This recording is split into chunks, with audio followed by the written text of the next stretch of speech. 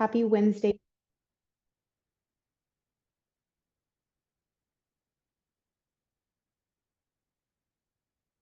While we wait a couple more minutes for more folks to add in here, good morning, Amanda.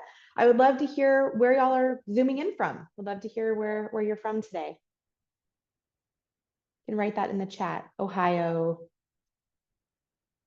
Kayla from Greensville, South Carolina. We have some Tennessee folks. Lots of Ohio folks. That's great. Right here in Nashville, Houston, Delaware. My goodness, moving so fast. Alabama, Florida, Virginia, Georgia, South Africa. Good evening. Fort Worth, Texas,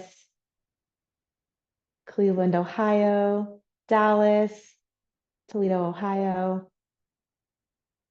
Thank you so much. So exciting to see where everyone's from. Virginia. Good old NYC, Pennsylvania. Well, thanks all for taking an hour plus out of your day to be with us. My name is Lindsey Riley. I'm the National Director of Outreach and Marketing, and we're so excited to have you and present for you today.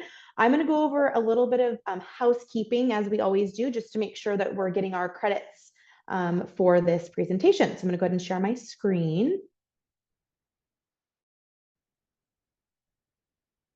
If it cooperates with me.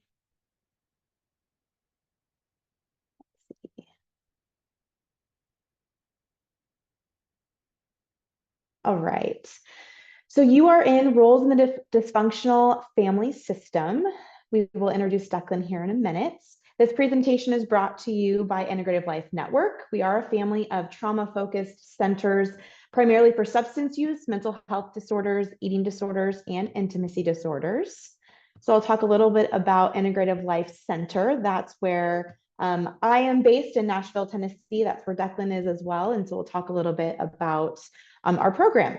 So we are an intimately privately owned treatment center right here in Nashville, Tennessee. We're dually licensed, so mental health and substance use disorders. And we also focus on intimacy disorders as well as women who are suffering from eating disorders. We do have residential treatment services as well as PHP and ILP for that step-down care. And we also do have supportive housing for those who are in our day treatments. We also have exciting news. We are, as of September 1st, so this coming fall, we'll be in network with TRICARE East Humana. So please, if you have anybody who you think is a good fit for us, we would love to assess them and get them started in that admissions process. Our admissions email is right there as well. All right, a few reminders for all of you who are wanting to receive credit for this presentation. Please do know that you have to join by your unique join link in order for us to calculate that you have been in this presentation. You must remain on the webinar for the entire time. I know that seems a little big brother of us, but we do have to make sure that we see your join time and your leave time, that you stayed for the entire presentation in order to receive that CE certificate. You must complete the continuing education evaluation that will be pop up after the webinar. So once you leave this screen, Zoom should pop up an evaluation for you. You can fill that out right there. If you want to wait, you will receive an email follow-up, and that link will be provided to you as well in there. So if you didn't see the pop-up, don't worry, we'll send an email you will then be able to follow up and do that survey then. Certificates will be sent out if you please can give us, and that date is wrong, obviously we are in August, but next week, next Wednesday, we will try to get that certificate to you. We'll also include the recording of this presentation, so you'll get your certificate and the recording. That will be all packaged for you nicely. Please do check your spam folders. A lot of our emails unfortunately go to spam, so before you email us, which we're happy to answer questions, please check your spam folder. It might have gone to spam. Also, if you have any questions, Miss Allie Bain is on here. She's the senior marketing coordinator. She can help you with any questions you might have. We're of course happy to assist you in any way that we can. All right, so I'm going to introduce Declan here, who's then going to take it away for our topic here. So Declan Harris is a primary therapist at ILC's partial hospitalization and intensive outpatient programs. He's also an adjunct psychology professor at Belmont University in Nashville, which, fun fact, is right down the street from our center, so it's very close. Declan graduated from Vanderbilt University with a Master's of Education in Human Development Counseling and served 4 years as an engineer officer in the United States Army. Declan's clinical superpower is to provide space for people to see the power already within them. He has a special interest in examining intergenerational trauma and how the trauma of historical events experienced by generations past can be transmitted through messaging and interactions with future generations. So one last thing to mention, we do love questions. So please put your questions that you have for Declan at the end of this webinar. You can type them in as he's going. Please use the Q&A box down at your screen. Do not use the chat. Please use the Q&A. And if you make a mistake, it's fine. We'll just redirect you to using that. We will take questions about the last 15 to 20 minutes of this presentation. So Declan, I'm going to let you take it away. Welcome and thank you.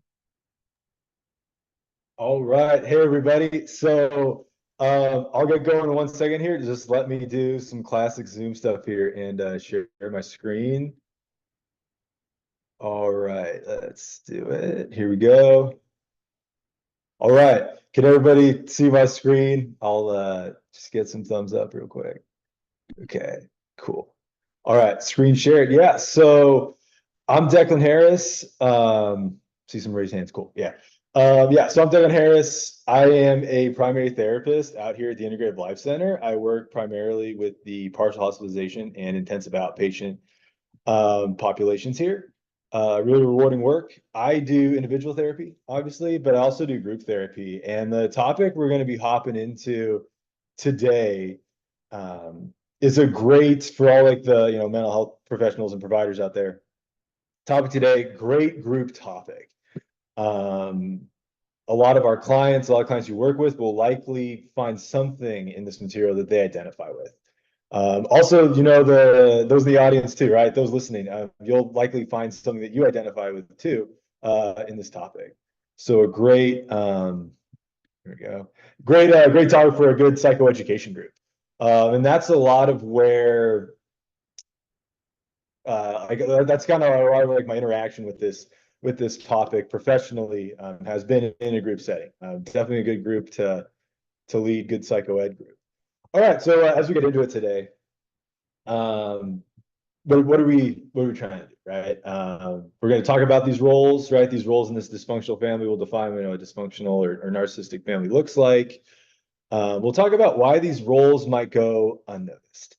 A lot of times the trauma of these roles is compounded, or I should say the trauma of having to fulfill these roles is compounded when it goes unnoticed, or when external sources like, ooh, there's an issue here, I don't notice it, you must be crazy or something like that, right? Something that really compounds trauma and doesn't make things better.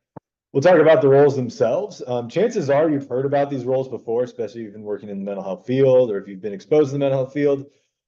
There's the roles I'll talk about aren't necessarily the roles, like the cemented in roles, but you might have heard other names for them, but it's more or less going to hit the same themes.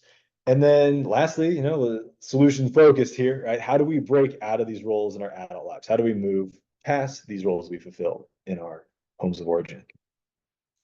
So the objectives today, right? Like why are we doing this? So we want to understand how these family roles dynamics in childhood impact how we grow into our roles in our adult lives, right? How does our childhood impact how we develop into adulthood, right? A lot of times we don't bring direct attention to it. We may feel like, oh, okay, my childhood's in the past, I left my hometown, I no longer live with my parents, all that stuff. And we're like, oh, childhood's in the past. But really, who we are led to believe that we are in childhood, the way we move through the world in childhood really greatly shapes who we are in adulthood. And we may not be aware of it because it's normal to us. We'll understand how the adaptations made in childhood to a dysfunctional family dynamic can lead to maladaptive behaviors in adulthood, right? What was adaptive in the home of origin over time becomes maladaptive in adulthood. We'll hop into that. And lastly, we'll talk about the impacts of being a child in a household where the caregiver's needs were prioritized over those needs of the children, right? We're not going to draw this stark intransigent line between adult needs have no bearing, child's needs have all bearing. But we'll talk about some of the nuance there and some of the issues that arise when over a longer period of time, through the decades that constitute childhood, how a child's needs being deprioritized can have major impacts on them.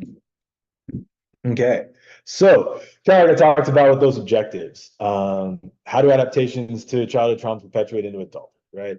In a perfect world, places where we experience our childhood trauma, that wouldn't perpetuate or continue on into adulthood. We'd be able to move past it. But talking about this topic, discussing it, we do want to investigate how things that happened to us in childhood impact us in adulthood.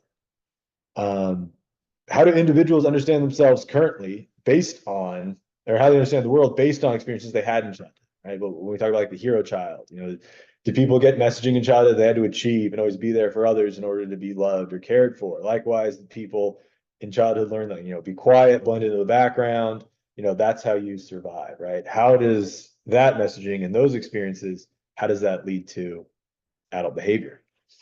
How can we move out of these roles, right? We'll talk about some of that. Complex, long-term process, but it can be done. And what are the impacts of those who grew up in these households, right? And how do they potentially perpetuate these if gone unnoticed? How do they make changes and implement those changes, not only in their individual lives, but in the lives of those they interact with? All right. Also, I kind of like to do like a disclaimer in a way whenever we get into these topics, because a lot of times it can come across as like we're blaming people or we're projecting or jettisoning, our process or our responsibility in our own lives. So we're not here to blame them. We're not here to blame our parents. We're not here to blame our caregivers. We're not here to do that. We're not here to blame caregivers in general, right? There are totally situations where parents, caregivers, bio parents, step parents are not being good to their kids, right? They're abusing their kids. There totally are situations where that's going on, and that's so legitimate.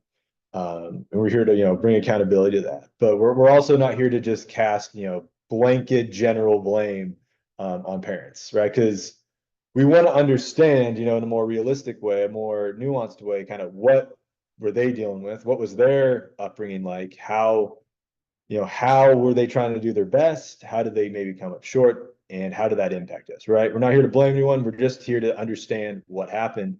And with that understanding, move forward, right? And we're also not here to be like, hey, like, my childhood was worse than yours, or this person's childhood was worse than this person's, right? No one had a perfect childhood. I think we can all agree on that. We're here to look at ways in which those imperfections arose and how we had to adapt to those imperfections. We also didn't choose our upbringing. While we do want to talk about accountability and responsibility for our own individual lives, we also got to understand we didn't choose our upbringing, right? A lot of things that happened to us, especially in childhood, we had little to no control over. So we have to understand, like, when we were in a position as children where we had little to no control over things that happened to us, how did that dynamic, that lack of power, that loss of power, how did that impact how we saw ourselves and how we saw ourselves in the world, how we just saw the world in general? Thinking about that. Okay. Lastly, kind of the last little disclaimer we'll do is there's no traditional family. There's no like normal family, if you will. Right? A lot of times these psychoeducational resources that they project a family as like two parents and two kids, or two parents and two kids and they have this level of SES or something like that, right? We aren't here to be like, this is what a normal family is, this is what a traditional family is. A family is how you define it. There are likely individuals in the audience today who maybe were raised by two biological parents and had one or two siblings, or maybe they're an only child. Maybe there's individuals who grew up in foster care. There's individuals who maybe were raised by an older sibling or a step parent or step parents, an aunt, uncle, close friend, grandparents maybe. Maybe you had to move between different households, right? Maybe you lived with one parent some part of the time and you lived with another parent a different part of the time. Maybe there are different dynamics in each of those households. So we don't want to be like, this is what a family is and this is what a family isn't, by no means, right? We want to be like, this is, or we want to be like, how you define your family is how you can come to understand this, right? Because these roles can show up in a variety, an infinite amount of family dynamics, right? Okay, so before we get into the roles and the impacts to them and kind of what goes on, we'll talk about like the beginnings of this whole idea. So a lot of research, developmental psychological research, developmental counseling research was done on families where alcoholism, specifically alcoholism, was present, right? Typically, it was one or both parents struggled with alcoholism, alcohol use disorder. And there's a lot of research done on the impacts that having a parent who's in addiction, who was addicted to alcohol, the developmental impacts that had on their children. So there's a good amount of research on that, starting in the 50s and 60s, carrying on through the 80s. But over time, psychotherapists, counselors, mental health professionals saw that there were people showing similar traits, similar developmental and behavioral traits to those who grew up in alcoholic households, but they themselves, did not identify a parent as having a significant substance use issue. So they were maybe fulfilling these roles that we'll get into, but they didn't have an alcoholic parent. So that flummoxed the field for a little bit, and it wasn't until Stephanie and Robert Pressman published a book in the mid-90s called The Narcissistic Family that these roles were sort of qualified and described, and these dynamics were described to help people better understand kind of what's going on. And first time they were described without someone in addiction or someone addicted to alcohol being like the pernicious person kind of in the middle of it. So the Narcissistic Family kind of laid that initial groundwork. Now, granted, this wasn't like the only publication about these kinds of dynamics. There was research going on regarding dysfunctional family dynamics, but the Narcissistic Family is really what kind of started that new path into understanding that individuals may grow up in households where there is an addiction present, but there still is dysfunction, and that has long-term impacts on them. It's a good book. It's actually written for mental health professionals. It's a pretty short read too. I mean, you could read it. If you're really, you have high morale, you could read it probably in a day. You could read it in like a day or two. The first half is the authors talking about like their process and what they saw in their own private practices and kind of research they did, the people they talked to. They give a lot of vignettes and anecdotes about how they see these roles showing up and how these people's symptoms are showing up in sessions. And then the second half of the book, they talk about interventions to treat individuals who display these roles and kind of how to work with them. So that's more of like the professional back half of the book. So if you're interested, I recommend reading it. It's quick read, easy read, speaks a lot to what we're going to get into in this webinar. Oops, sorry. Okay. So we'll use the term like, narcissistic family. That's once again, that's kind of where this topic kind of originates from. Granted, there was research being done about these dynamics before, but we'll use like the term narcissistic family more or less interchangeably with dysfunctional family. And as we talk about the dysfunctional family, understand that maybe we aren't only talking about like these more narcissistic behavioral dynamics. There also can be abuse and addiction present in order for a dysfunctional family to occur, right? There can be substance abuse present and there can not be substance abuse present in household for dysfunctional family dynamics to occur. So when we talk about the narcissistic family, there's overt narcissism where it's like clear, reportable signs of abuse, but in more of a covert narcissistic family, the needs of the adults are prioritized over those of the children. And the messaging and the rules or norms of the household are restrictive or very intense over how the kids need to behave or what they need to do or who they need to be. And while there may not be any physical violence or sexual violence or addiction on part of anyone in these covert narcissistic families, the kids growing up in these families get the message that they have to be a certain way in order to be loved or cared for or to be right. In the covert narcissistic family, there may be, maybe the earliest years for the kid may be really good, but once the kid's, develops, gets older, starts to have opinions, starts to talk, develop speech, starts to have their own interests, that's when these more covert dynamics can come in. They get into it a little bit in the book, but these covert dynamics come in a way, kind of try to restrict the kid or regulate the kid in a way of like, you can do this, but you can't do this, right? A way to control the kid. And that's when these more covert narcissistic dynamics can creep up and have their insidious effects, because kids are getting the message like, oh, being authentic, doing stuff you're interested in, or doing stuff a certain way is wrong. I need to do the right thing. I can see the perfectionism or hero children kind of come out of this. And we'll get into that. But understanding that covert narcissism, where there isn't clear signs of abuse that are reportable, per se, for the most part, there still are issues that can go on, that can have negative impacts on the kids. Also, kind of before the Narcissistic Family was published, Stephen Cartman, he's a doctoral level psychologist, he developed his Cartman drama triangle, where we see a lot of like Cartman drama triangle kind of shows how these roles in these dysfunctional families can get perpetuated. There's like the persecutor, rescuer, and victim.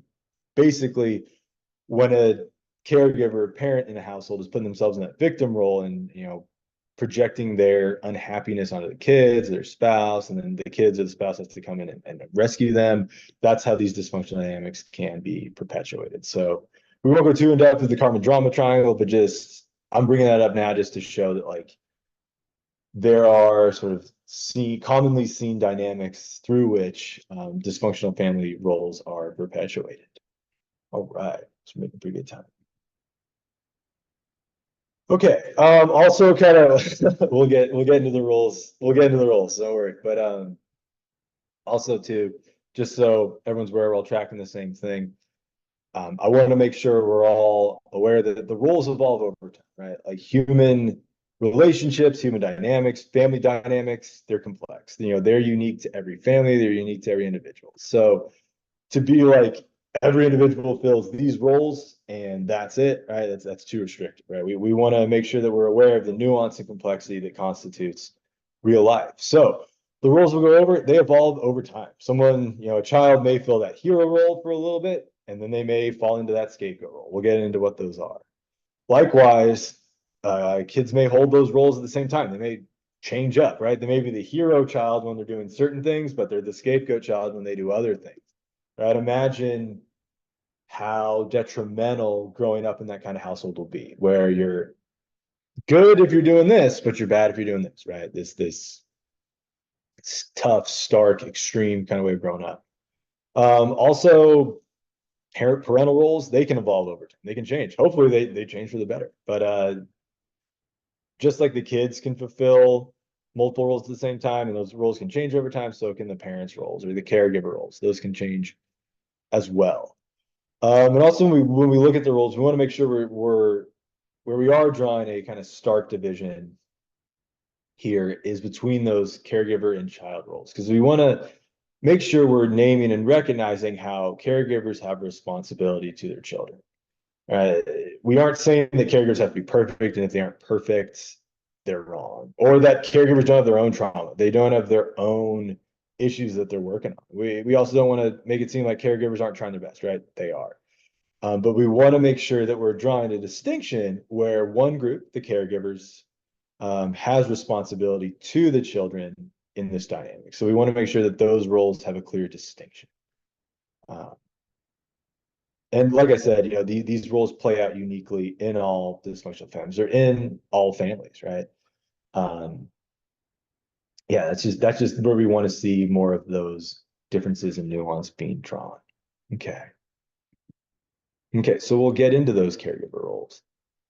Okay, so the addict, abuser, narcissist. I know I said earlier that the dysfunctional family or the narcissistic family is characterized by a parent who's dysfunctional but not in addiction. That's true, and it's kind of like a yes and, a little dialectical going on here. households where there is addiction present, especially with the caregivers, where there's abuse present, or where there is, maybe no reportable abuse per se present, there still can be dysfunction. So as we understand, this caregivers, addict, abuser, narcissist, maybe a mixture of all three, and narcissists kind of standing into for like maybe undiagnosed or untreated mental health issues, or just untreated, unrecognized dysfunctional behavior. We'll let narcissists kind of be the blanket term for that. They're more or less the primary source of dysfunction in the household. The household roles revolve around meeting their needs and keeping them comfortable. That could look like in the case where a caregiver is in addiction, right? It could be like, all right, this caregiver, I'll say dad, I'm not trying to draw like, not trying to make the generalities here, but I'll use dad as an example, right? To say dad, when he comes home from work, he's usually very angry or he's really stressed out, he's dysregulated, whatever it is. So just don't talk to him, let him drink, or let him just kind of just be away for a second. And that's fine, right? Everyone needs their time to regulate. But if it's, hey, if you say the wrong thing, do the wrong thing, look at dad the wrong way, he's just going to rage out on you, right? So everyone needs to be walking on eggshells when he comes home from work, because you don't want to say the wrong thing or do the wrong thing. Likewise, he's going to drink. You can't stop him from doing that. He's going to get angry. He's going to get violent. He's going to get maybe even withdrawn, something like that, right? So be ready for that, right? The household is put on notice, right? The kids, if there's another caregiver there, they're all getting ready to fulfill their role to keep dad happy or keep him from getting angry. Likewise, there may not be substance abuse present or substance misuse present in the household, but it could be that, when dad, I'm just using dad getting home from work as an example, but like when dad gets home from work, right, you have to meet him at the door, say a specific thing, and that keeps him happy. But if you don't do it, now he's going to get angry with you. He's going to be passive aggressive with you. He's going to shame you. Likewise, this person may get really, we'll go with more of the narcissist here, right? This person may get really dysregulated, very angry with the children if they don't like doing certain activities, or they don't do certain activities a certain way. Maybe they want the kids to be playing sports and the kids don't want to play sports. Maybe they want the kids to be, going to a certain school. They don't want to go to a certain school, something like that. This person, narcissist, we'll call them here. This person has very specific ideas of what they want their kids to be, and there's shame, there's anger, there's unkindness being given toward the children when they're not meeting this certain standard. Likewise, similar things can be done toward that other caregiver, right? The caregiver's got to look a certain way, be a certain way, act a certain way. And whenever individuals aren't acting a certain way, that's when they get the anger. That's when they get, the dysregulation from that primary caregiver.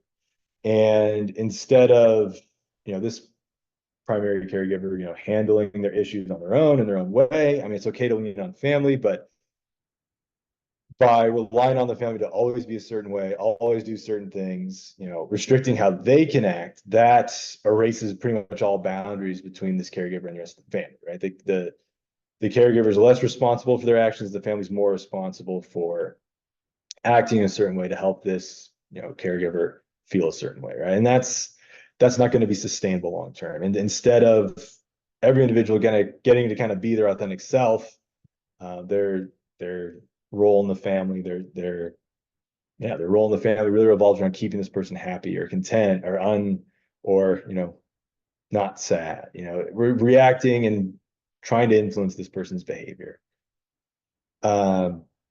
Obviously, I just gave a couple anecdotal examples, but we see how these dynamics can, be insidious across, the long term of someone's childhood, right? They have to be a certain way, act a certain way, do certain things to avoid any misgivings from a parent or to keep a parent happy, right? And ultimately, too, yes, children, need to, when it's developmentally or at developmentally appropriate levels, they need to act and be a certain way, or do certain things or certain things can be expected of them, at different ages.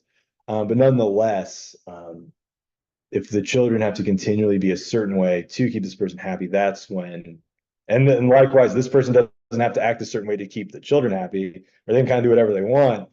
that can have, pretty insidious effects, right? The children get the message like, I'm wrong. If I do certain things, I'm wrong. This person who, tells me I'm wrong, they're infallible.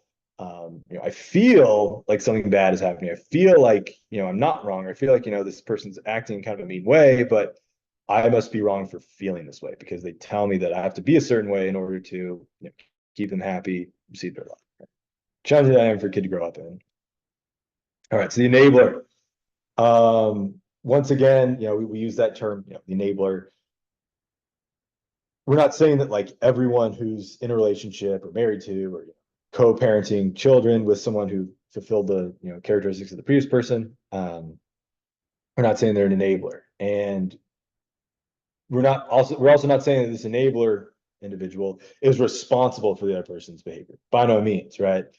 And we also want to name too that it's challenging. It is hard to break out of a dysfunctional relationship, a bad relationship, to break up a dysfunctional family dynamic. It's not easy, right? Especially if the two caregivers we're talking about here are married or they have shared finances, they own a house together, they own cars together, right? They're raising kids together. It's not only emotionally challenging, but it's also logistically challenging, financially challenging. So to say that, if someone's married to or in a relationship with or co-parenting kids with someone who's dysfunctional or problematic, they're automatically a bad person by no means, right? We want to make sure we're recognizing the challenges that this person faces. Nonetheless, we do want to recognize how the lack of intervention, the lack of change, the lack of naming the dysfunction can also have negative impacts on the children. Because they likely this person is also an adult, in the household. We could see maybe an oldest child get parentified here, and we don't want to call them an enabler, right? That's more an oldest child having to step up and fill a caregiver role, right? That's hard. We're not throwing that oldest child under the bus here. We're not calling out that oldest child here. What we're talking about is, that adult who needs to have that adult level of development and awareness in raising their children, being able to notice dysfunction over time, right? I mean, everyone has a complex life. People are, people make mistakes. People are going through their own stuff, but when this person notices that there's problems and they aren't getting any better, and they do nothing, or they just enable and perpetuate them, that's when we start to see issues. This could show up, kind of using that addiction example again, right? Dad gets drunk, dad gets high, and he rages out on the kids, and the other parent may be like, hey, stop, don't do that. They may not call him out, may not stop him, and that could be a dangerous thing to do. So we're not calling someone out for not intervening where it was unsafe. But if they aren't doing anything about maybe changing that dynamic or calling it out with their, co-parent, or calling out with their spouse. Likewise, if parents, holding really high standards for the kids or unachievable standards for the kids, or shaming the kids, or being unkind to the kids, over like perpetually, chronically, all the time, right? Not calling that out, not having an adult conversation with the parent, between the parents. If there's no correction or calling out of the behavior or recognition of the behavior, movement toward change, obviously the problem's going to be perpetuated, but also the kids are getting the message that, or they're getting reinforcement of the message that they're wrong, or there's something wrong with them. They're receiving negative treatment or bad treatment because there is something wrong with them. They're whatever it is that other parent maybe is telling them, or maybe what also the enabler is telling them, it's true, right? There's something wrong with them because they aren't seeing correction. They aren't seeing intervention. And that can be tough for a kid because what the message they're getting is that they can't trust their feelings. They can't connect with their feelings. They can't connect with their instinctual reactions to feeling unsafe. If a parent is perpetually being unkind, perpetually abusing a child, even, in those extreme cases, and if that other adult isn't stepping in or, naming the abuse or naming the mistreatment, intervening on behalf of the child, they're getting the message that that's justified or that's okay. And they learn that, like, hey, like, I feel terrible when this happens, but it must be the right thing to do. There must be something wrong with me if I feel terrible about this, but there's nothing wrong with it. So it takes that adult, that enabler, to step in and be like, hey, this needs to change. This is wrong.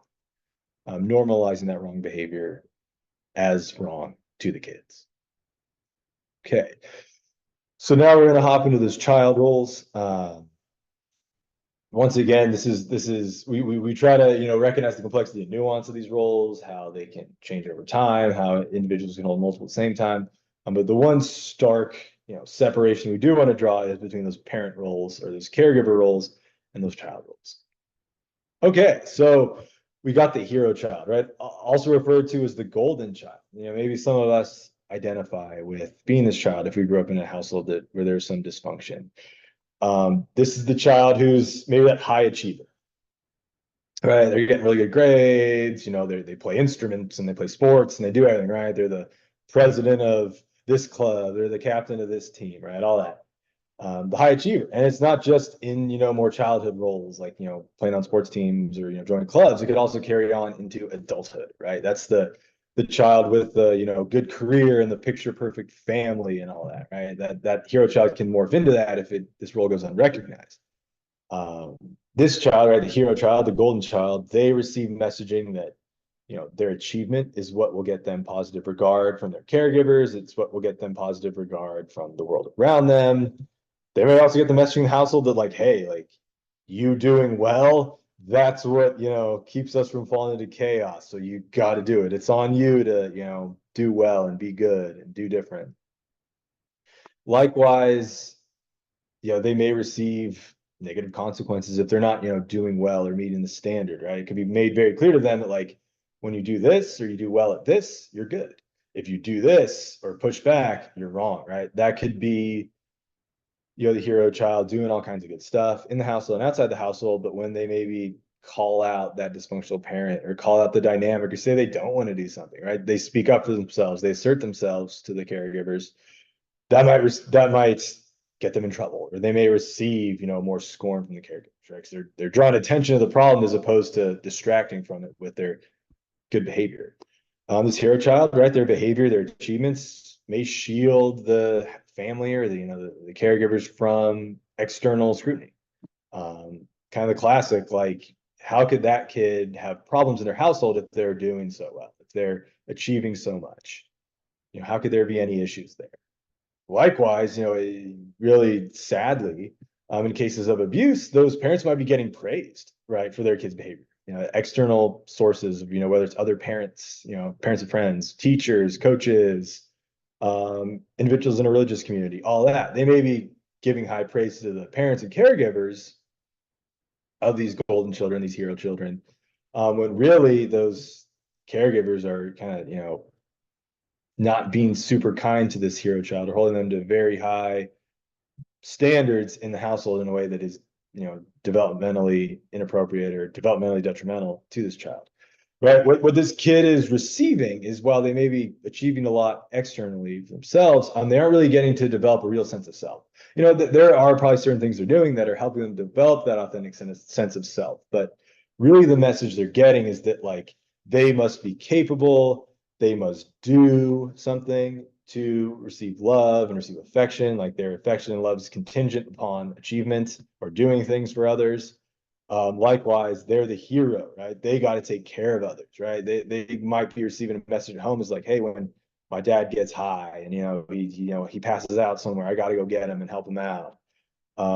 It's my job to take my caregiver's keys away when they're drunk and they're trying to drive, right?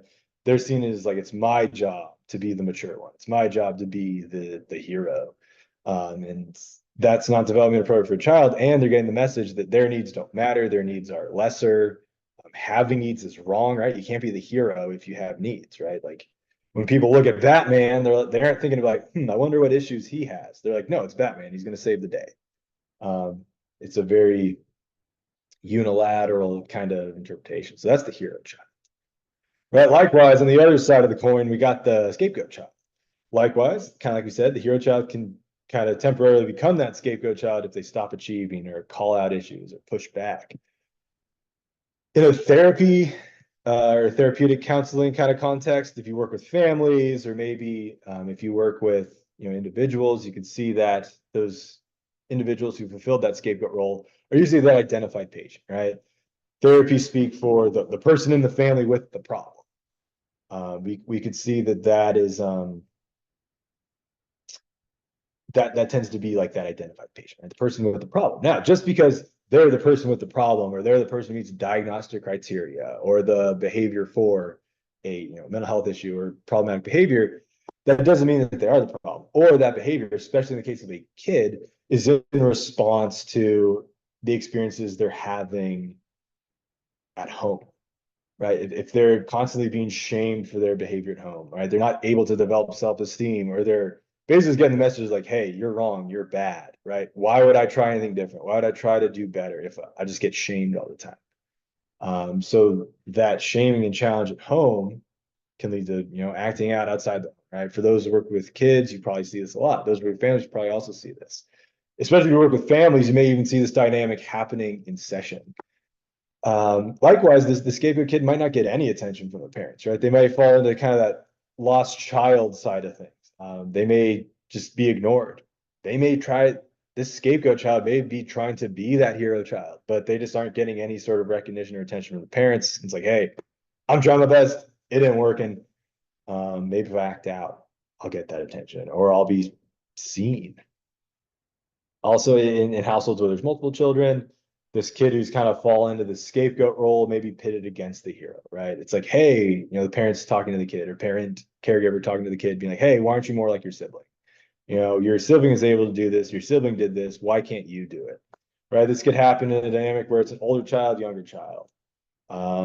It could be in case of twins, right? Like, your twins doing this. Why aren't you doing this? Or it doesn't have to necessarily break down across like age lines, right? It could also be an older sibling being compared to a younger sibling. Likewise, long term, chronically in these dysfunctional families, you can see the family's issues being projected onto the kid, right? Whether it's the family's issues, the caregiver's issues, right? It could be something as intense as a parent who uses, blaming their use, their addiction on the kid. Like, hey, I'm the reason, you're the reason that I drink, right? You caused me so much pain and problems that's why I have to use, right? The parent, kind of going back to that carbon drama triangle, that parent putting themselves in the victim role, like, I'm using because of you, putting the child in that persecutor role, right? Or that scapegoat child in the persecutor role. And then likewise, maybe the hero child, there's a co-parent, the spouse coming in big, oh, it's okay, parent who's blaming their kid, it's okay, right? That's how the Cartman drama triangle kind of perpetuate here. And these are the roles that kind of fulfill those Cartman drama triangle roles. Likewise, when that scapegoat kid is acting out, kind of another example is that, well, the caregivers, who are fulfilling that maybe addict, abuser, narcissist role and enabler role, well, they probably have a lot of tension between them, right? There's probably dysfunction, there's pain, there's a lot to work on in the marriage between the parents, or a relationship. Maybe the parents are divorced, not together. Whatever pain or tension is in their relationship, instead of them working directly on it with themselves, it can be very easy to present a united front against the kid who's acting out. And while the parents may have their own issues that they got to work on, they may, instead, kind of push away, or avoid those issues, and instead project their anger, their tension onto the kid, right? It's easy to unite, those two caregivers against a common, enemy here, against that scapegoat child, and present a united front, or make it feel like, hey, like, we're being good parents, we're calling this kid out, instead of focusing on the tension they have to themselves. And that's not to say that parents are wrong for correcting children's behavior, right? The kid is acting out, kid's doing something wrong, right? It's up to those parents to, bring accountability and responsibility. But if parents are projecting their own issues onto the kid, that can become particularly insidious. Then we got the mascot. We could see this maybe more as like a sub role, but you could see a kid hopping into this role. The hero child might fulfill this role as well, right? Where you see that overlap. But they're the peacemaker, right? They've adapted, right? This is really where we see that adaptation showing up. This child has adapted to understand or deduce when there is, tension in the household, right? They're very well adapted to know, like, okay, when this happens, or when that happens, when dad comes home and he looks angry, right? I got to do something to keep him from, screaming at people or hitting somebody, or, throwing something at somebody, or calling people mean names, or doing something negative, right? So this kid might do something funny or might do something that kind of, it's them falling on the sword, right? They might act out in a way that just redirects that parental rage onto them instead of, this adult, regulating themselves and handling their stuff, in a more development appropriate way, right? So this mascot or peacemaker gets the message that they have to provide levity to intense situations. Likewise, the well-being and happiness of the family is contingent upon them being there to lower the temperature in the room or be kind of that receiver of anger or stress, right? They have to be the mediator. There may be, in certain households, there may be a child who falls into this role and this is kind of what they do. But also you could see that hero child kind of fulfilling this role as well, right? They're the hero child. They're always doing well. Like they're the one that steps in and provides that, cool head, or they're the one that comes up with a solution to when parents are dysregulated or parents are fighting or a parent's angry at somebody, or maybe siblings are angry at somebody, or maybe that scapegoat child is, angry at, the one of the caregivers, right? They're hopping in and diffusing the tension instead of letting it play out or letting other people, take accountability for their roles and things. Also, like what we can see in like a therapeutic or counseling setting is that individuals who fulfilled this mascot peacemaker role in childhood, I could show up as someone who struggles to, handle stressful or intense situations or serious situations in adulthood. That could be someone who always has to crack jokes whenever there's something serious going on, right? It's like, hey, we got to sit down, be quiet, listen. That can be really intense, especially if it's an intense topic being discussed. This person may struggle to, be, whether it's in childhood or adulthood, may struggle to be serious in these situations. Likewise, this person may develop issues in learning how to talk about or handle discussions regarding challenging topics. Because in the household growing up, they got the messages like, hey, you got to be funny, you got to bring peace, you got to bring levity to the situation, instead of seeing conflict be resolved in a pro-social way. They're getting the message that conflict needs to be avoided. Stressful situations need to be avoided. It's your job to make them funny. It's your job to make them more palatable, instead of learning those skills to more gainfully handle conflictual situations or conflicted situations. Okay, lastly, we got like the lost child. I hit on that a little bit with like that scapegoat child, but this is the child who gets messaging that their needs don't exist or they don't have needs. Their needs go unrecognized, unmet. This could be a child who, maybe it's like an only child, and they learn that like, hey, it's my job to be quiet, be obedient, just do what I'm told, blend in with the background. I'm just along for the ride, right? There's maybe a little more domineering caregivers who want them to be a specific way and do specific things. With that, they never get a real sense of who they are or what they like or what their needs are. All people have needs. They don't really get a chance to see that and develop that, right? They get the message that their existence in life, or the most important thing they got to do in life is meet their parents' expectations or behave a certain way that keeps their parents happy. So that's that lost child. Likewise, you could see the child who takes care of their parents or their caregiver, something like that, right? Maybe this could be seen in like a household where it's one caregiver or parent and one kid, and it becomes that child, especially at a young age, it becomes that child's role to take care of the parent, right? Not to fault or uniformly degrade parents who need their kids to take care of them, right? There are situations where an adult needs a lot of help, right? Whether it's a medical issue, something like that. But in those dynamics, we see individuals, the children, who have to meet those adult level needs, consistently and constantly. Once again, they don't get to really be kids. They don't get to understand themselves as a kid.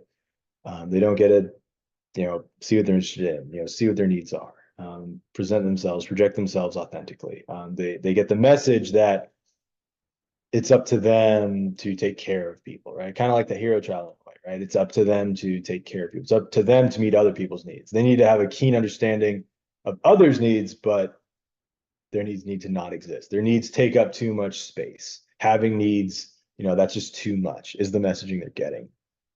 Yeah, and they struggle to develop that strong sense of self. And that's not to say that you have to fulfill this lost child role or one of these dysfunctional family roles to struggle with developing a sense of self, right? Developing an authentic sense of self is challenging. It's hard for everybody, regardless of the nature of your upbringing. But and this is me speaking kind of broadly here, is if you have to fulfill one or more of these dysfunctional family roles growing up, it can be really hard to get an idea of what individually, uniquely you are interested in, right? Like who are you? What do you like? What do you like to do? If your whole life, especially as a kid, it revolves around meeting an adult's needs, whether it's physical needs, material needs, emotional needs, you don't get to develop, you don't get to have more complex needs. Like your role is meeting their needs. You don't get a sense of understanding what your needs are.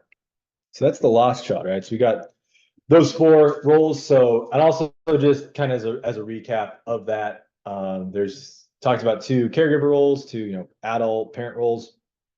Then we talked about 4 child roles. That's not, like I said earlier, that's not to say that every household has 2 parents or 2 caregivers and 4 children, right? All kinds of constellations of family dynamics, right? Maybe 1 parent, 2 kids, 2 parents, 2 kids, 2 parents, 1 kid, 1 step parent and 5 kids, something like that, right? There's all kinds of constellations, right? Aunt, uncle, grandparents, all that. And likewise with those variety of constellations, right? We got to keep in mind, all of the factors that play into that, right? Giving people, the gift of nuance.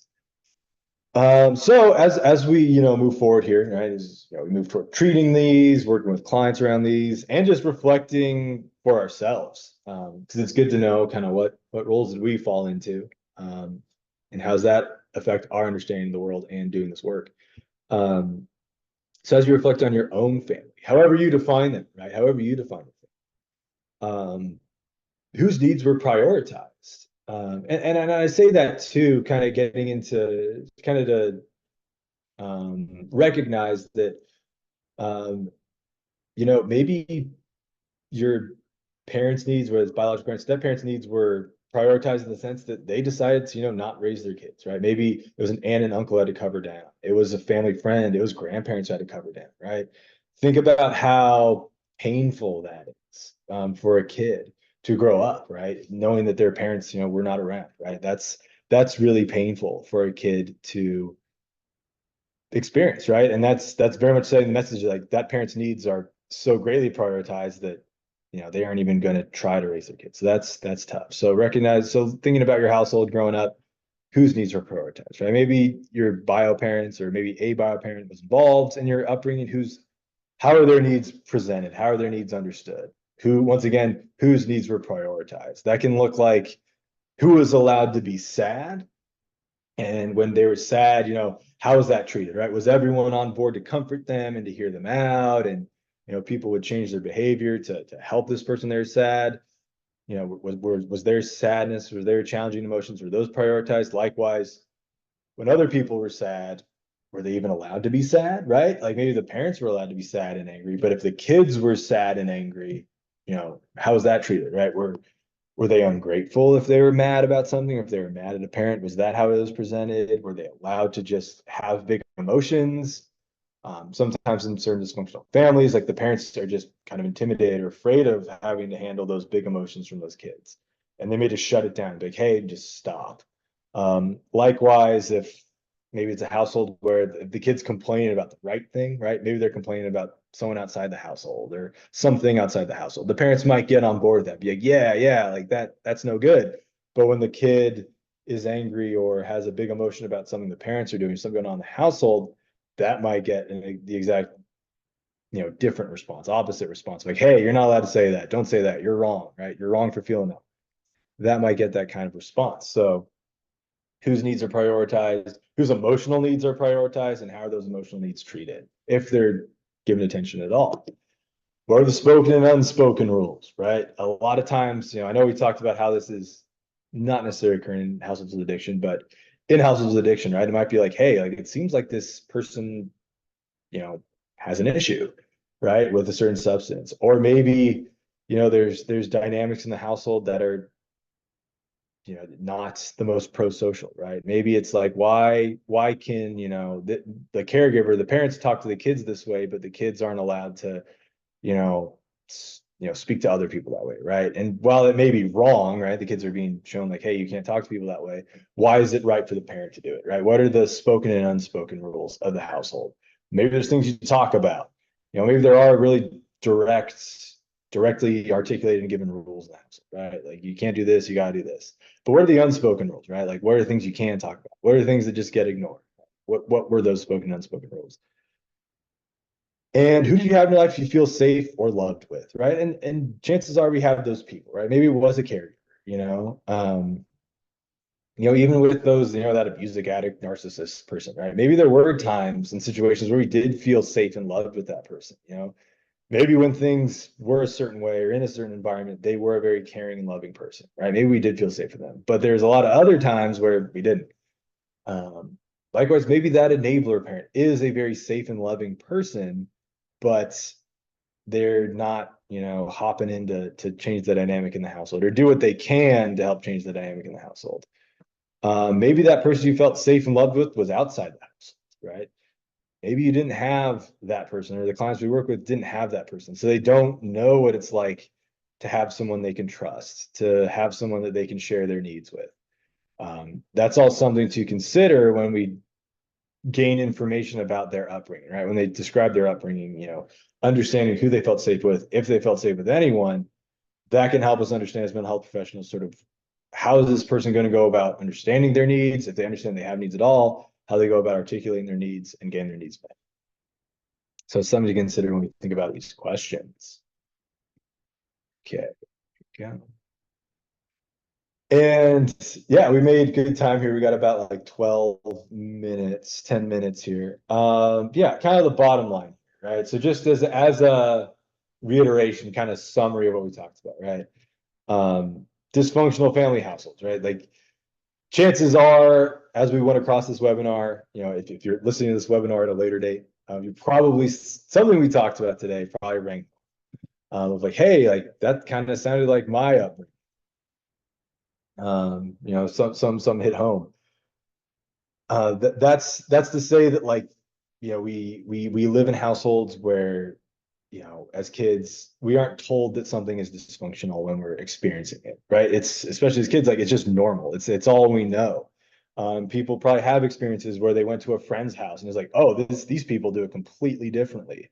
Whether it be like you go to a friend's household and they all eat dinner at the same table, or they all eat dinner at the same time, or they watch TV at a certain time, something like that, right?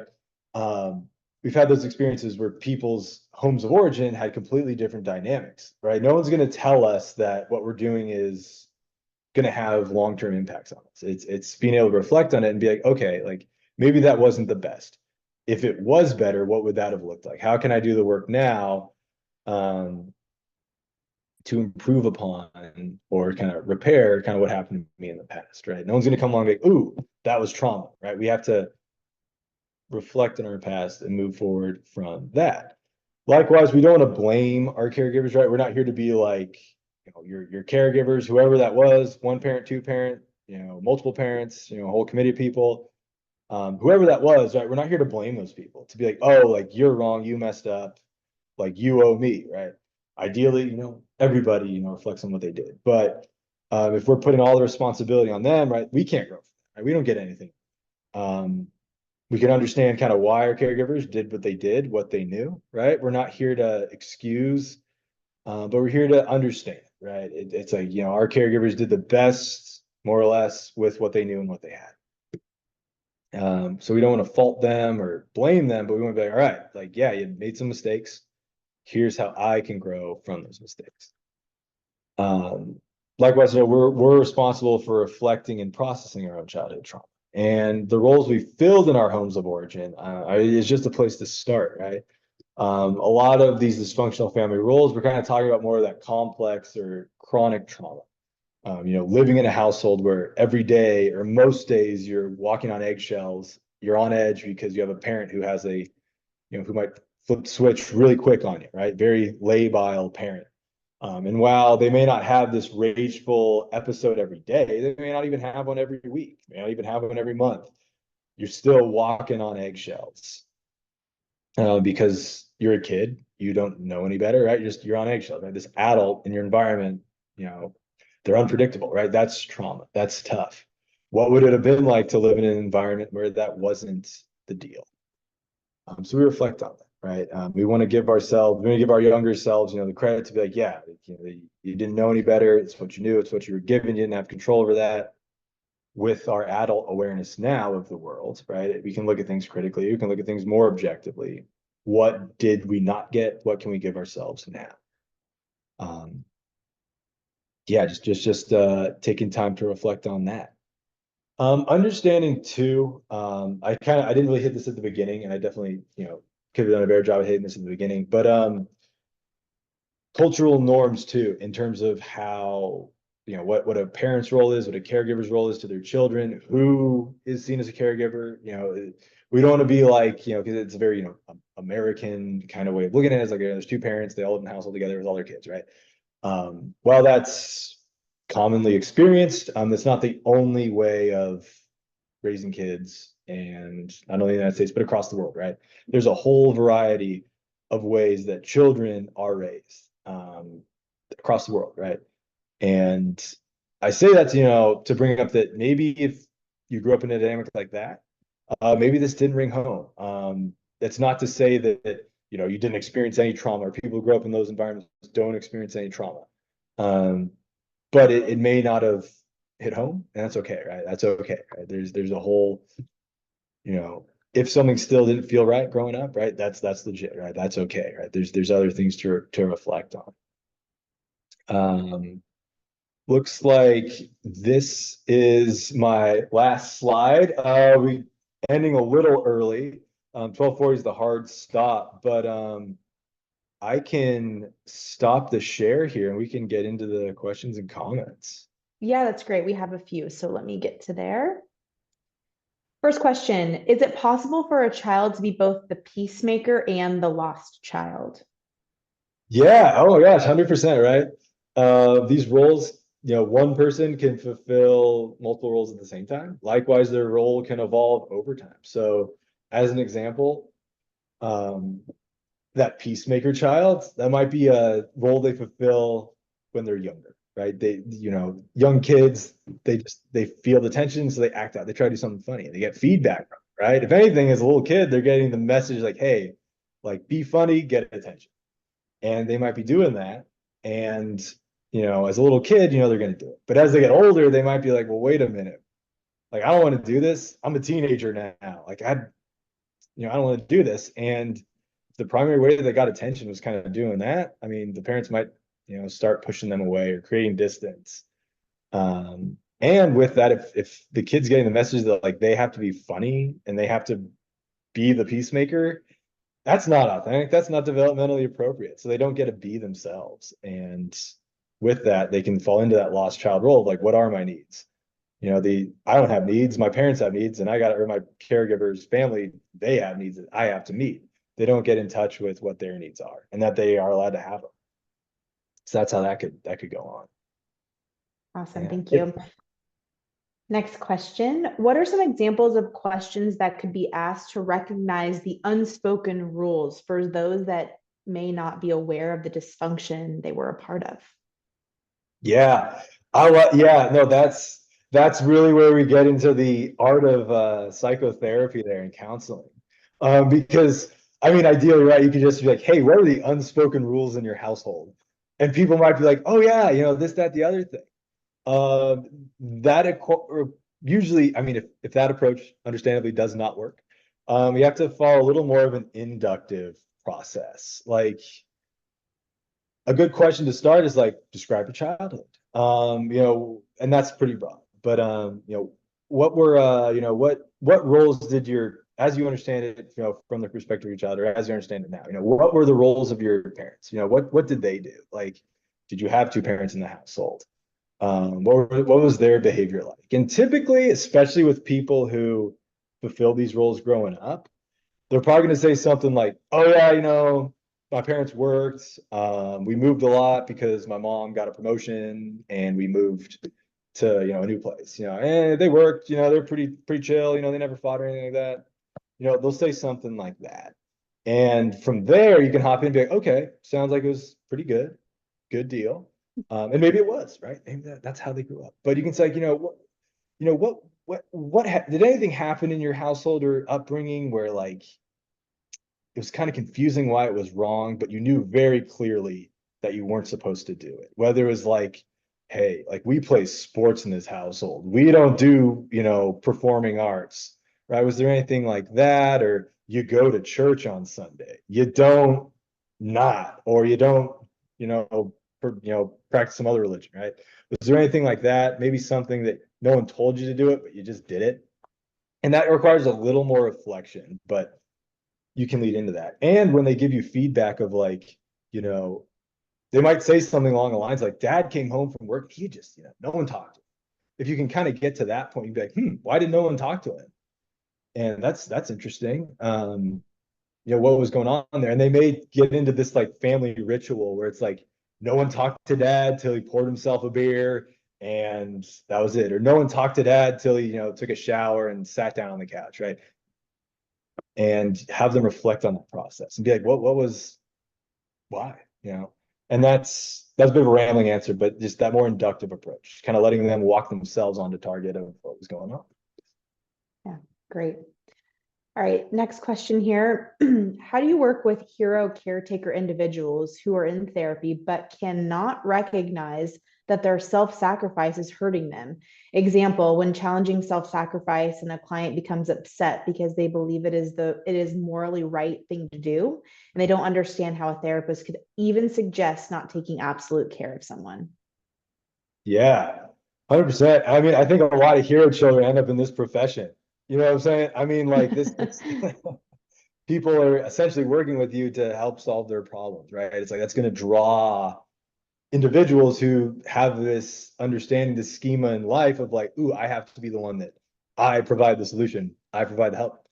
So working with these people, I guess step one is really understanding, are you that person, right? So being able to sever that countertransference as much as possible, but understanding that a lot of these hero children kind of see what they do as like the standard, right? Like what other people do. It's almost like this like ego in a way of like the help I provide, the needs I meet. Well, that's up here, right? That's what brings stability, is really kind of what's going on implicitly, like subconsciously for them, is like, if I do good, if I help others, if I sacrifice, right, I work more, or I take care of this person, or I do all these things, right?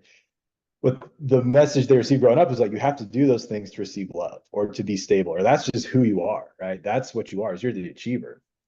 To them, it's like, that's stability, right? The house crumbles down if they're not doing that. So that's at a subconscious level is just what stability is that they achieve and they do and they take care of others and they don't have needs. So that's kind of one way of going about it, right? Just knowing that like their meeting of others' needs or their achievement is like what ensures stability in their life. Likewise, so knowing that they're going to have that bias and maybe that resistance to pulling back, right? Or that lack of conceptualization of like what doing less for others would look like. Having their needs prioritized or their needs met might be a bit of a foreign concept, and helping them understand that. Normalizing that it's okay to have needs. It's okay to be reliant on somebody for certain things. Likewise, I mean, just having them reflect that it's like, how does it feel? How would it feel if you were not ensuring all these things in your life? You're not doing all these things in your life. How would that feel? And it'd be very scary, and exploring that fear of not having to be perfect, of not being the one that meets other people's needs. Explore that fear and have them come up with a plan that, or a way forward that works for them, right? And normalizing that their needs are legit. Love that. Thank you. All right, another question / comment here. What are the roles, if there are any, in a functional family? Because looking at my own family and friends, no family is functional, and most children and parents have at least one of the dysfunctional traits you discussed. it almost makes me think most families should go through some training on this topic before having kids.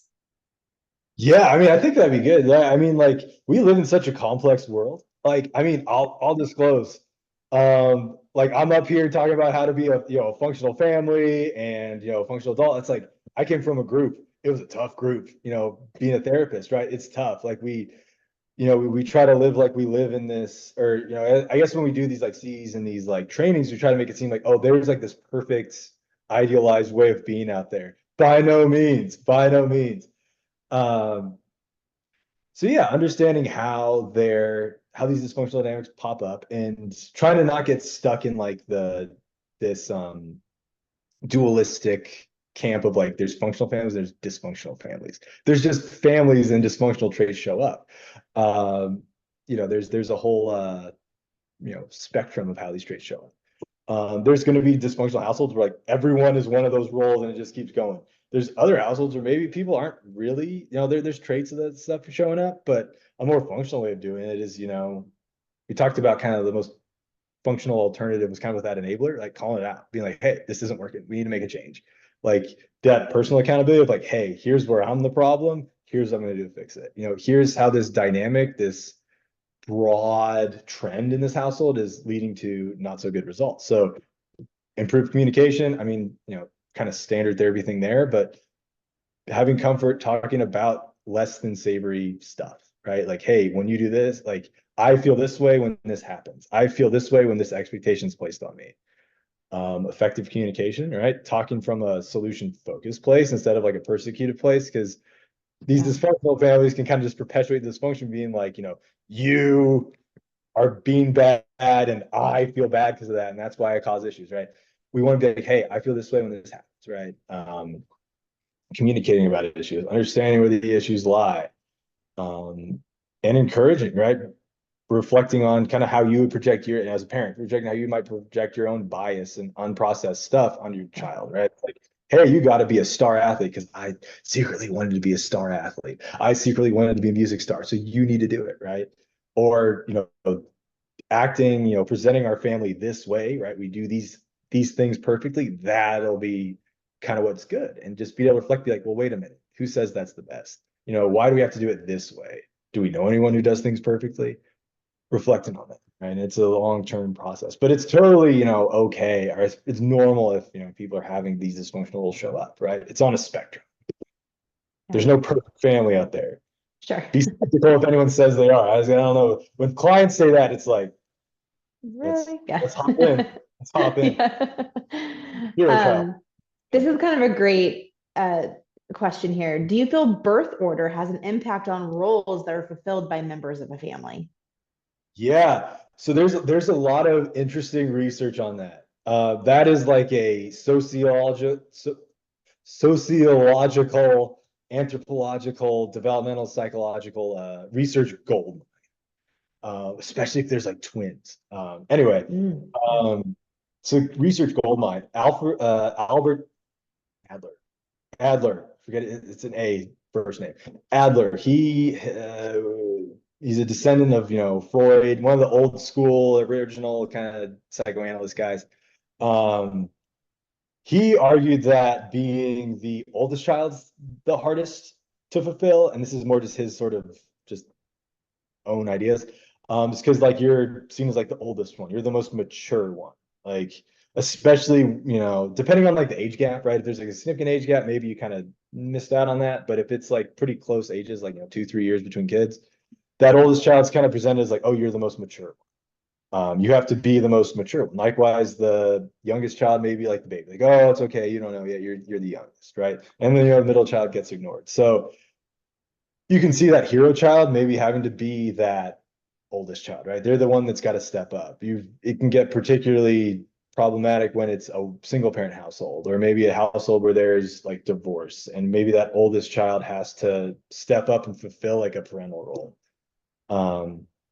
But yeah, I wouldn't say that like there's a direct correlation or causation between birth order and these roles, but you can definitely see roles breaking down certain lines, particularly with that oldest child getting parentified. Likewise, and I don't want to hop off too much here, but different cultures and just different family norms too are going to see sibling roles in certain ways, whether it's like, our specific culture or religion tells us to do it this way, or just what the parents think is right or what they know.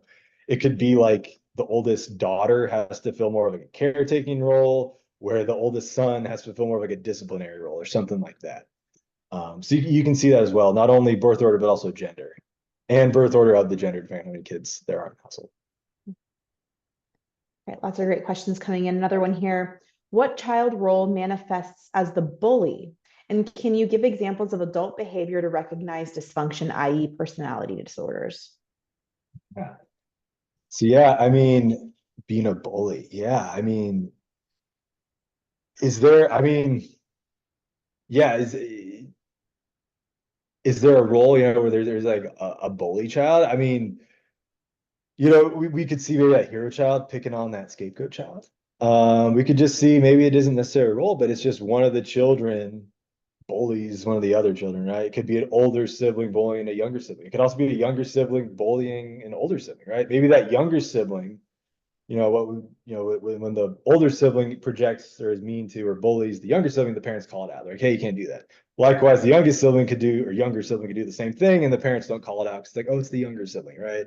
Or that older sibling may be expected to know better, do better, stand up for themselves, allowing that younger sibling maybe get away with more like bullying behavior. It could be, this kind of breaks down to individual family dynamics, but it could be a bully child or a child who's maybe abusive, we could argue, toward their siblings. We could argue that breaks down along kind of the ideological or understanding of roles that the caregivers have, right? With what they permit or the messages they send their kids, and what they let their kids get away with in their interactions with each other. As a therapist, you have those clients who you talk to them about their family, and they realize that you come to find out that their siblings were really, beyond just bullying, were just abusive to them. And it's like, yeah, that's tough. And the parents were maybe just away, right? They just let this kid get bullied and abused by their sibling, right? And that's a really challenging dynamic to grow up in. And when it comes to, seeing those personality disorders, or sort of connecting personality disorder traits of a caregiver with dysfunction of family, I mean, that's sort of where narcissists, that first, problematic parent, that sort of narcissist can be a catch-all term for that as well. I'm not saying that like only parents with diagnosed NPD. I mean, that's like, if you know someone who's diagnosed with NPD, I mean, that's a unicorn. But a parent diagnosed with NPD is not the only kind of parent that can have dysfunction or have personality disorder traits. Think about a parent who shows or has been diagnosed with borderline, right? Well, more commonly diagnosed. Think about what that's like, having to be a child who has to anticipate, right? Being that scapegoat child or that mascot child, having to anticipate, is this parent going to explode on me? Or are they going to be super loving? Are they going to be very valuing of me today, or very invalidating of me today? As therapists who work with people with borderline personality disorder, we get that, right? One day the client comes in and they love you, you're the best therapist ever. Next session they come in, you're the worst person, they're calling the board, right? Like, they hate you. Imagine being a kid, but that's your parent, right? As a professional therapist, you can be like, hey, like, let's dive into that, right? That's good work to do. But as a kid, it's your parent, right? You're reliant on them. And that's a super challenging dynamic to have to grow up in. And a lot of times these parents with personality disorders, they struggle with boundaries. They may parentify their kid. They may be putting this emotional weight that is developmentally inappropriate for a child, more developmentally appropriate for an adult or a professionally trained adult. They're putting that on their kid nonetheless. And this kid's getting the message that like, oh, I have to meet very complex needs of an adult, which is not fair or right. All right, we have a time for a couple more questions. One says, if a parent comes into the office for help with a child who is falling into one of these roles, what guidance do you give the parent? Yeah, so I'll be candid. I don't work with kids per se. I mean, I said I don't work with kids, but I do work with adults. So having an adult who comes in and asks, like, I see my kid falling in this role. I mean, good awareness on part of the parent. Like, hey, I like that you're seeing that. I like that you're recognizing that your kid's doing these certain things, right? Great awareness on part of that parent. We could go kind of a few routes of that. Be like, are you a single parent? Are you a co-parent? What's the parenting dynamic look like here? Because if they're a single parent, it might be tough because it's like they can only do so much. So there's a way of looking at that, being like, hey, like, it can be challenging, but presenting that like put together strong front for your kid, right? Because the kid might feel like, hey, my parent needs help, right? I see other two-parent households and that seems good, so I need to be the one that steps up, right? The kid might be doing that. It might be hard as a single parent to give the kid the attention they need, right? And they may be falling into that scapegoat role or that lost child role. So meeting them in that regard, but if there's two parents, being like, okay, what's going on? What's the dynamic look like? As a therapist, being able to recognize like, okay, what are the issues in this client's life that they aren't in control of, and how are they kind of getting in their own way, right?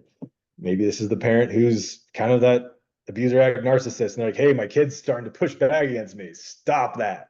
Or maybe they're in that more enabler role. They're like, my spouse, my partner, they're kind of, having some issues. Like, what do I do? Right? Being able to empower that enabler parent to be like, hey, like, here's what you can do. What works for you? What do you think works for your kids? Help me understand. So, kind of like we do with any of our clients, helping them understand kind of what works for them, what's going on, and what can they do going forward. Great question. Yeah. Great.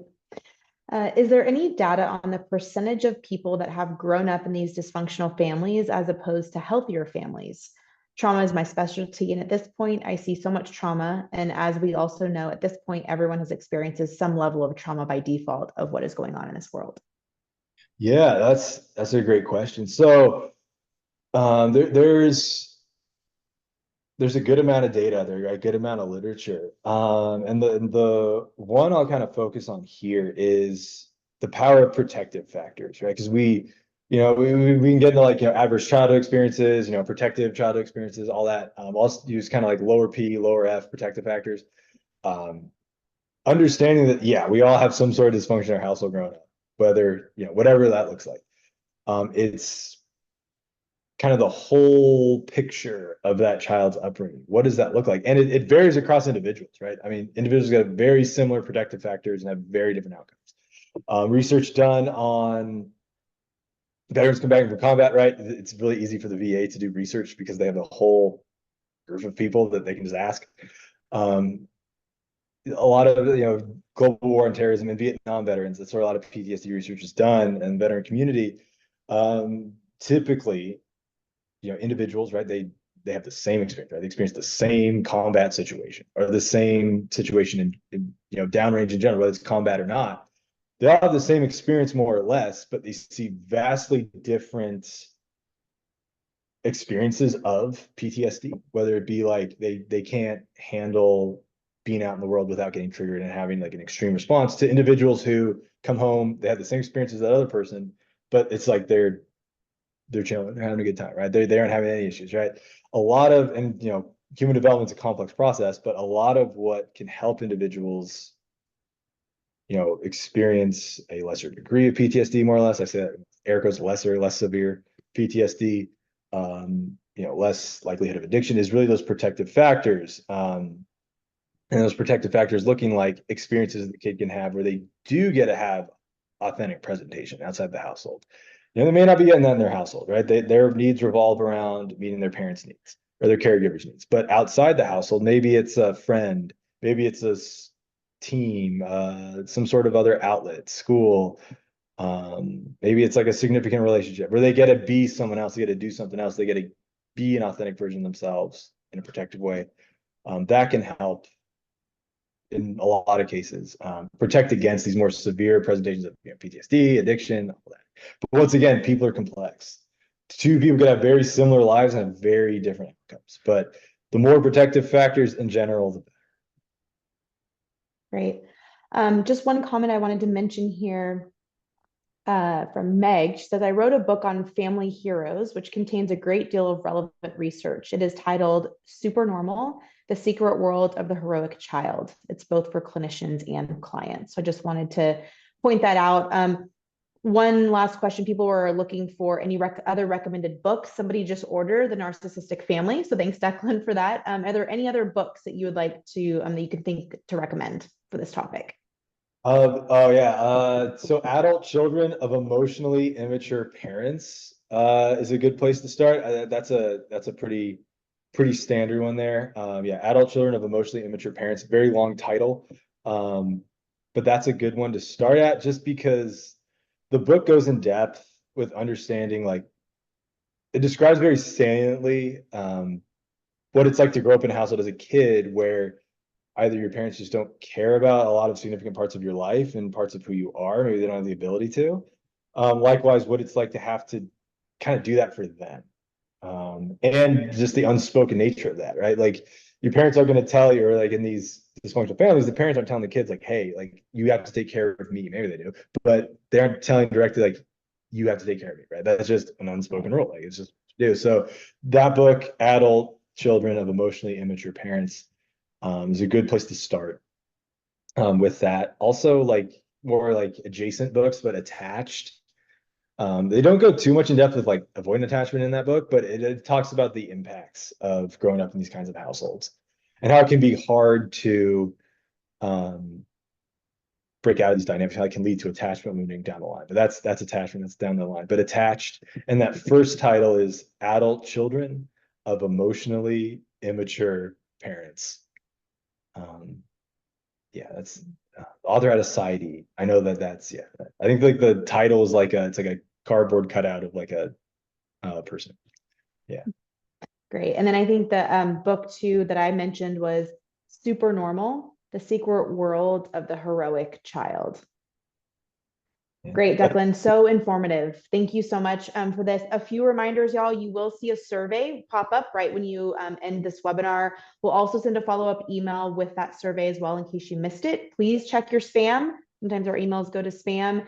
And then the recording along with the PowerPoint, as well as your continuing education, I can't say that word, continuing education certificates, there we go, will be emailed out to you by next Wednesday, August 28th. So thank you everyone so much for joining us. We appreciate all the questions. Thank you, Declan. It was amazing. Thank you so much. Have a great Wednesday and we'll see you all on our next webinar. Thanks.